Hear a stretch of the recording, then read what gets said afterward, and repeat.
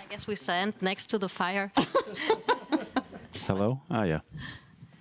Good. Welcome, everyone. I'm Dörte from Climentum Capital. We're an early-stage climate tech VC fund, and this is Nicolas. Nicolas, what are you actually doing with Continuum? Yeah, I'm Nicolas Derrien. I'm the co-founder and CEO of Continuum. We do material transformation, so we recycle wind blades and other composite products into high-value panels for the construction industry. So think facades, interior, exterior walls, kitchen countertops, etc. Interesting, but what makes you so unique? I mean, recycling, we know that all from the trash that we have. Why is this so special? Okay, so I think you have to take a step back and first understand what these materials are, these composites, right? They're materials that were developed to never be able to actually be recycled. And right now, they go to landfills, they go to waste energy plants, so it's really a terrible environmental situation. And that's made it a very tough technical challenge to actually get to a stage where you can do something better with it. There's been some progress, but then when you look at how can I create a sustainable, viable business model from it, that's where other companies have failed. And this is what Continuum has been able to do. So one, on a technology perspective, we can actually reclaim the individual raw materials. So in a blade, you have glass fibers, carbon fibers, you have metals, and we actually take everything apart back into its raw materials. And we do that in a very environmentally friendly, energy efficient way. Our CO2 footprint is 411 kilograms per ton of material transformed, which is ridiculously low. And that also translates into very low manufacturing costs for us. And then we can convert these blades into these panels, which are themselves also very impressive. So it's very easy to focus on the recycling because it's big, sexy wind blades. Everybody can associate with it. But as the end users that we're working with tell us, this product is also a game changer for that industry. So I think that's what makes us quite unique. Okay, and apart from the great technology, what else is there? What else is there? So I think that, you know, we're at the beginning of something hopefully quite big here. We won a prestigious prize in the composites industry. It's called the JEC Booster, and that should speak to the bigger problem within this industry. We've been accepted into a German construction program to work with some of the biggest companies along the construction value chain.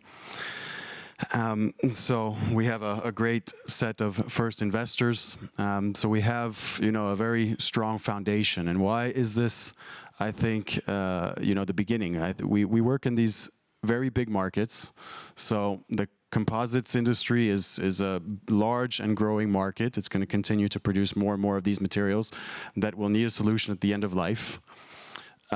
We have a very robust business model. So yeah, of course, throwing aside, you know, the horrible reasons why we have Ukraine and war here in Europe and higher energy prices, the higher energy prices for us have actually been beneficial. So it's resulted in building materials that have gone through the roof. So it's actually slightly improved our business case.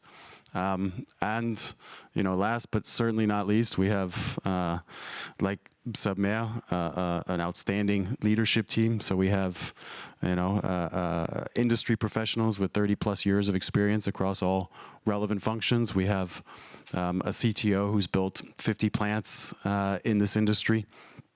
We have a COO who was the CEO of a group of subsidiaries for BNP Paribas. We have a CCO who was an executive at publicly traded companies in the wind and renewable energy space. So I think that we have, there's no better team to get this started and off the ground. Great.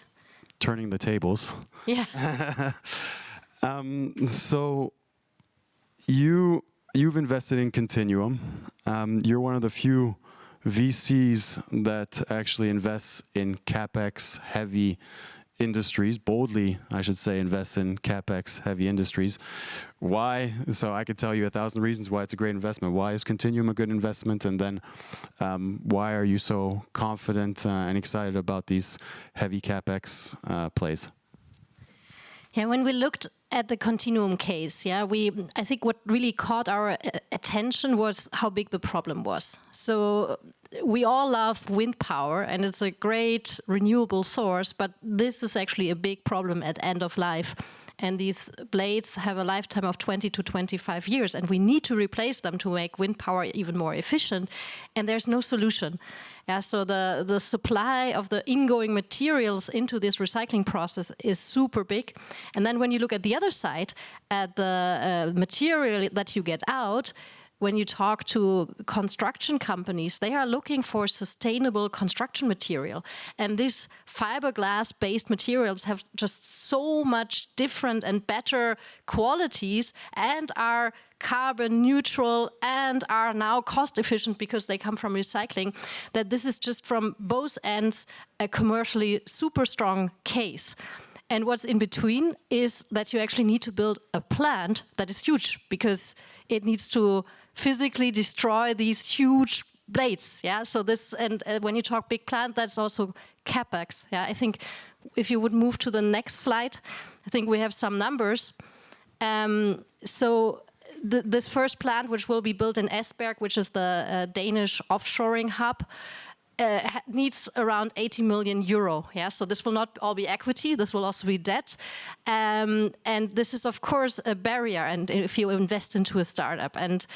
But we see so many great climate cases that have this barrier that we need to cross. And we see that there's a sweet spot now with smart equity investors combined with other pockets of money that come from institutional capital, that come from venture debt, that come from grants and support money, that this is now possible to get these things running if you have a great team and if you have so clear market interests, in this case from both sides, from the material that goes in and also from the material that goes out. So this caught our attention. We looked at the case, we did a very deep assessment, especially of these end product markets, and said, yes, this can actually be a huge winner. But is a company like Continuum that has to build factories, right? Is it really kind of matching the growth, the valuations that you as also a VC have as mandates to your LPs?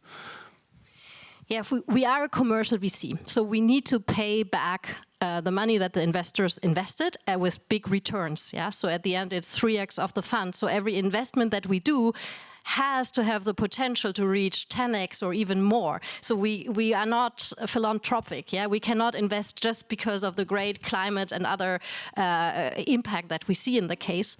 So it has to be there. But we see that the targets that we have all committed to, that the governments have committed to, the corporates have committed to, many of these targets are for 2030. So now is the time to actually get this running, invest into this plant, build the plant, then in 25 have first real revenues. And when we talk here revenues, then it's from this first plant, it's around 40, 45 million.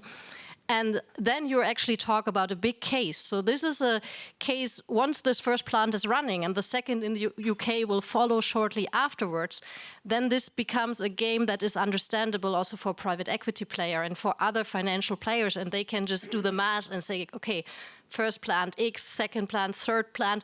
And then this starts to be an exit case that we believe will be highly attractive.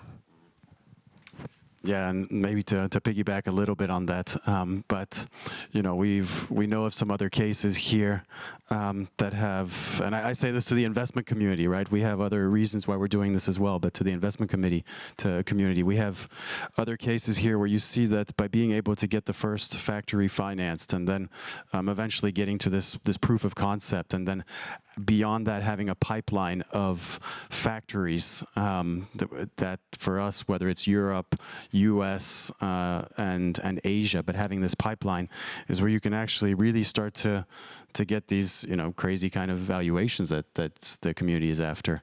And I think there's some early now winners in this space. So in just the last couple of weeks, there's been a couple of circular economy materials companies that have announced 35+ million equity raises.